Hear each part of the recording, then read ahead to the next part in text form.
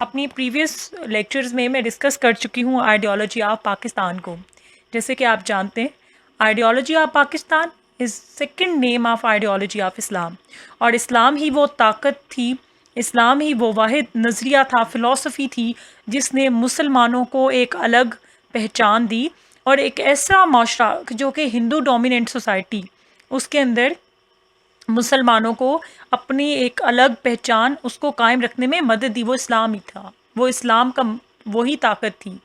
اور اسی طاقت نے ظاہر ٹو نیشن تھیری کو جنم دیا، اور two nation theory that basically became the foundation of ideology of Pakistan. تو جیسا کہ آپ جان چکے ہیں کہ آئیڈیالوجی آف پاکستان کیا ہے، تو آج ہم سٹارٹ کرنے والے جو ٹاپک ہیں اس میں ہم جو بہت اہم پرسنالٹی ہیں، بہت اہم شخصیت کہ جنہوں نے بہت کردار ادا کیا ہے پاکستان موومنٹ میں، ڈاکٹر علامہ محمد اقبال، ان کے خیالات کی روشنی میں نظریہ پاکستان کی وضاحت کریں گے. So let's start over today topic ideology of Pakistan and Allama Muhammad Iqbal. Allama Muhammad Iqbal gave the Muslim an idea of a separate state. Through his poetry, he awakened the Muslims. اپنی شاعری کے ذریعے انہوں نے مسلمانوں کو بیدار کیا، ان کے اندر آپ کہہ سکتے ہیں ایک نئی روح پھونک دی. یعنی کہ وہ مسلمان جو کہ 1857 کے بعد بالکل کمزور ہو گئے، جن کے اندر جو جذبہ تھا وہ ختم ہو گیا، کہیں گم ہو گیا، اس جذبے کو دوبارہ جگایا. اور یہ جو ہستی تھی وہ ڈاکٹر علامہ محمد اقبال ہی تھے. ہم سب جانتے ہیں ان کے بارے میں کہ ان کا بہت کلیدی کردار رہا ہے پاکستان کی تخلیق میں، بلکہ یہی وہ تھے جن کو تصور پاکستان کا خالق کہا جاتا ہے. In the beginning, he was the supporter of the Hindu-Muslim unity, but narrow-mindedness and biased attitude of Hindu forced him to rethink that the Muslims should demand a separate country. Like سر سید احمد خان. سر سید احمد خان نے بھی بہت کلیدی کردار ادا کیا ہے. میں نے آپ کو بتایا کہ پاکستان موومنٹ میں جو پہلی اینٹ ہے وہ سر سید نہیں رکھی، اور مسلمانوں کو دوبارہ مسلمانوں کے احیاء کے لیے آپ نے ان کو دوبارہ سے الائیو کرنے کے لیے ان کے لیے مدارس کھولے، مکتب کھولے، ان کو جدید تعلیم سے روشناس کروایا. تو سر سید احمد خان کا بہت اہم کردار ہے پاکستان موومنٹ میں. لیکن سر سید احمد خان بھی پہلے کیا کہتے تھے کہ ہندو اور مسلمان ان کو اکٹھا رہنا چاہیے، متحد رہنا چاہیے. اسی طرح ڈاکٹر علامہ محمد اقبال بھی یہی ان کا ان کا یہی خیال تھا کہ ہندو اور مسلمانوں کے اندر اگر اتحاد پیدا کر دیا جائے تو سب کانٹیننٹ میں یہ دونوں اقوام اس کی ترقی کے لیے کام کر سکتی ہیں. لیکن with the passage of the time, because of the narrow mindedness and the bias attitude of the Hindus, ان کا خیال یکسر طور پر بدل گیا and he began to support two nation theory. اور اس کے بعد جو ہے وہ پاکستان کی ڈیمانڈ اور پاکستان کے مطالبے میں سب سے اول کردار انہی کا رہا. ان کا جو سر سید ڈاکٹر علامہ محمد اقبال کا جو خطبہ الہ آباد ہے، آپ سب جانتے ہیں بہت فیمس ہے، کیونکہ جو خطبہ الہ آباد 1930 میں ہوا، ٹھیک ہے، دیا گیا. اور اس اجلاس میں جو آل انڈیا مسلم لیگ کا اجلاس تھا، اس میں خطبہ الہ آباد پیش کیا گیا. اور یہ بہت فیمس ہے پاکستان کی تاریخ میں. کیوں؟ کیونکہ اسی میں الگ مسلمانوں کے جو الگ وطن ہے اس کی تجویز پہلی بار پیش کی گئی، اور وہ ڈاکٹر علامہ محمد اقبال نے پیش کی. وہ کن الفاظ میں پیش کی، میں چاہوں گی کہ میں وہ آپ کو بتاؤں اور اس کو تھوڑا سا ایکسپلین بھی کروں گی تاکہ آپ کے لیے آسانی ہو سمجھنے میں. تو کیا تھے الفاظ؟ وہ کیا تھے؟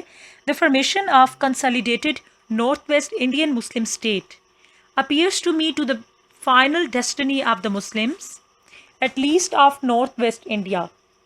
The life of Islam as cultural force in this living country very largely depends on its centralization in a specified territory.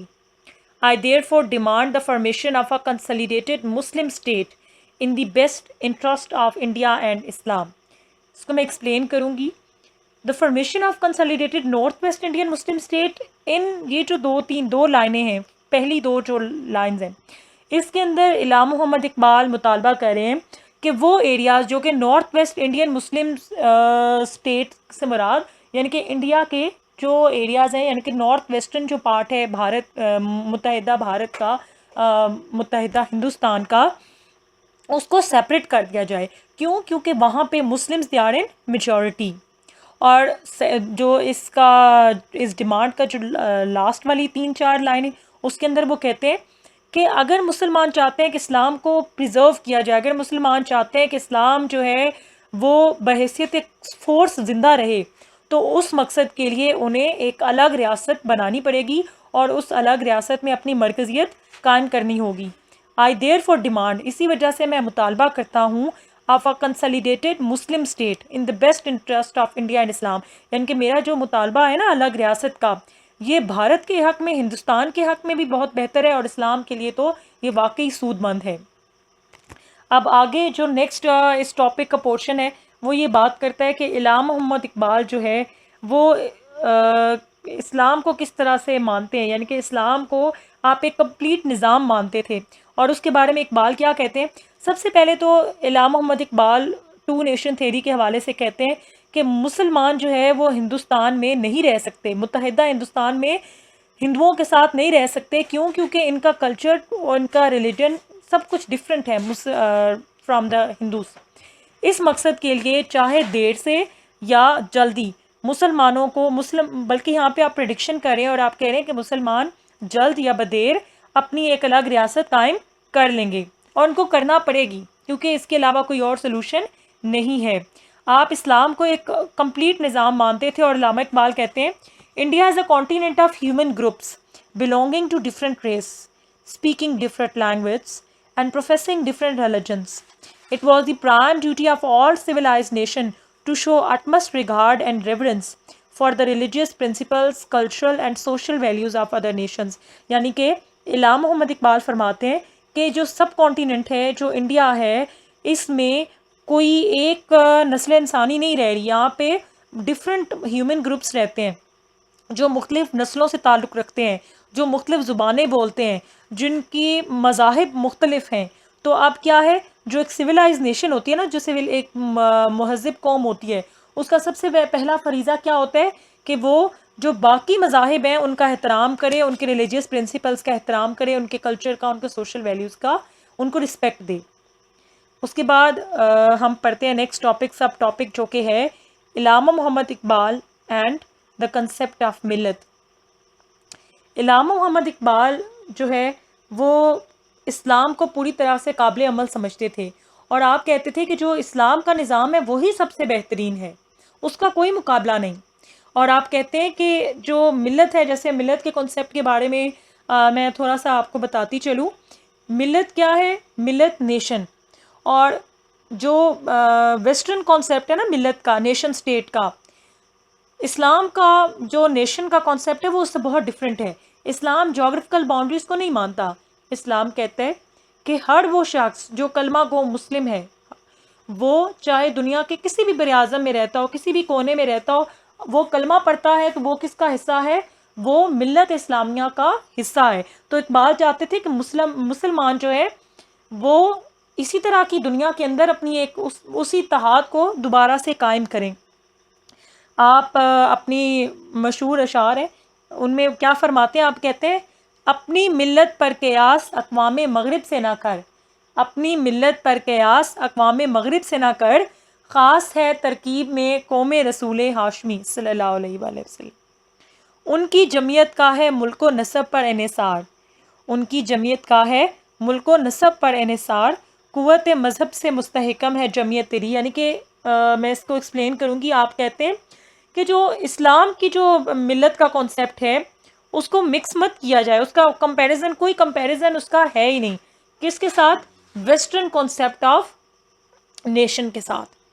اور جو نبی پاک صلی اللہ علیہ وآلہ وسلم اور جو رسول اور جو ہمارا جو اسلام کا جو کانسیپٹ ہے نا نیشن کا، وہ سب سے یونیک ہے، سب سے عمدہ ہے، وہ بیسٹ ہے. اس کے بعد اقبال کہتے ہیں کہ ان کی جمعیت کا، یعنی کہ جمعیت یعنی کہ اکٹھا ہونا، ایک ہونا، تو جو ان کی یونٹی ہے وہ کس کے اوپر ڈیپینڈ کرتی ہے؟ علاقے کے اوپر. یعنی کہ ایک ہی علاقے میں رہتے ہیں تو ایک حدود بنا دی کہ یہ ریاست ہے، ٹھیک ہے، جغرافیکل باؤنڈریز سے سیپریٹ کر دیا. لیکن اقبال کہتے ہیں کہ ہماری جو یونٹی ہے وہ مذہب سے مستحکم ہے. ہمیں جو اکٹھا کیا ہوا ہے، وہ جو گوند ہے، ٹھیک ہے، وہ جو بانڈ ہے وہ اسلام ہے، وہ ہمارا مذہب ہے، ٹھیک ہے. لیکن ویسٹ کا ایک کانسیپٹ نہیں ہے، نیشن کا کانسیپٹ ڈفرینٹ ہے. اسی طرح Allama Muhammad Iqbal he advise to adopt every aspect of religion and to break the idol of colour and creed. اسی طرح ڈاکٹر علامہ محمد اقبال مسلمانوں کو یہ تلقین کرتے ہیں، آپ ان کو یہ ہدایت کرتے ہیں، یہ کہتے ہیں کہ جتنے بھی نسل کی بنیاد پہ جو آپ نے بت بنا رکھے ہیں اور رنگ و نسل پر جو مسلمانوں کے درمیان تفریق ہے، اس کو ختم کر دیا جائے. آپ کہتے ہیں بتانے رنگ و بو کو توڑ کر ملت میں گم ہو جا، بتانے رنگ و بو کو توڑ کر ملت میں گم ہو جا، نہ تو رانی رہے باقی، نہ ایرانی نہ افغانی. یعنی کہ اسلامک ملت کا کانسیپٹ ہے، اس کے اندر سب مسلمان اس میں ڈھل جائیں، ایک ہی رنگ میں ڈھل جائیں. جو الگ الگ رنگ آپ نے بنائے ہوئے، ایک تو ایرانی ہے، کسی کی پہچان ایرانی ہے، کوئی ایران میں رہنے والا ہے تو وہ خود کو ایرانی کہتا ہے، ترک ہے تو وہ اپنے آپ کو ٹرکش کہتے ہیں، افغانستان میں رہنے والا ہے تو وہ اپنے آپ کو افغانی کہتا ہے. تو یہ اقبال کہتے ہیں پہچانیں ختم کر دیں، ہماری ایک ہی پہچان ہے اور وہ ہے ٹو بی اے مسلم. ٹھیک ہے. اس کے بعد لاسٹ ہے جی part of this topic, that is he considered that all the Muslims living in any part of the world form a millat. یعنی کہ اقبال کہتے ہیں وہی ملت والا کانسیپٹ ہے کہ مسلمان دنیا کے چاہے کسی بھی کونے میں رہتے ہوں وہ ملت بناتے ہیں، وہ ملت کی تشکیل کرتے ہیں. تو وہ کہتے ہیں اسی وجہ سے he gave the message to the Muslim living from the shore of Nile to the land of Kashgar to be united for the protection of Haram. یعنی کہ مسلمان نیل کے ساحل سے لے کر کاشگر تک جتنے بھی مسلمان ہیں ان سب کو اقبال کا پیغام ہے، اور یہ عالمگیر میسج ہے تمام مسلمانوں کے لیے کہ وہ سب اکٹھے ہو جائیں. کس کے لیے؟ فار دا پروٹیکشن آف حرم کے لیے، کعبے کی پروٹیکشن کے لیے. آپ کہتے ہیں ایک ہوں مسلم حرم کی پاسبانی کے لیے، ایک ہوں مسلم حرم کی پاسبانی کے لیے، نیل کے ساحل سے لے کر تاب خاک کاشغر، نیل کے ساحل سے لے کر تاب خاک کاشغر. اس طرح سے آج کا ہمارا ٹاپک یہیں پہ اختتام کو پہنچتا ہے. میں امید کرتی ہوں کہ آج کا پڑھایا ہوا آپ کو سمجھ آیا ہوگا. تو ہماری ویڈیو کو لائک اور شیئر کرنا مت بھولیے. Thank you so much.